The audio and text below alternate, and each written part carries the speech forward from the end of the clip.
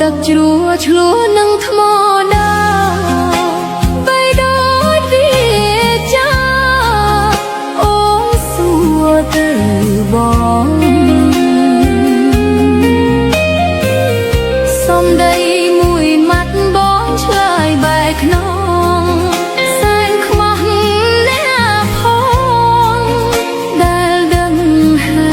តុការហូរជ្រែកហែកដងព្រឹកព្រៃទឹកគ្មានអា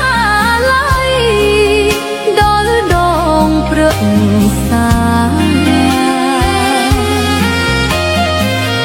គួរណាស់ត្រឡប់បាញ់ចប់ស្នេហាដែលយើងបានចាលើថ្មរួចហើ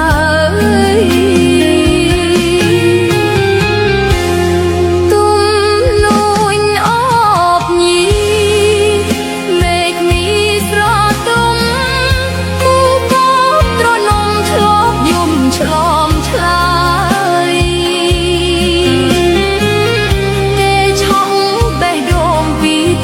ខ្ញុំហើយ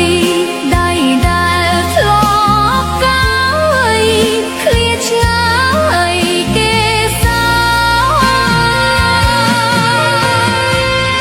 ដងជ្រោះទឹកភ្នែករីបែកក្រហែងលែស្លង់ខ្ចាក់ស្លែងព្រោះតែស្នេហារដកជុកឈាមអំណោយសង្សារក្ដីស្មោះត្រង់ណារឿងខ្វាត់ត្រង់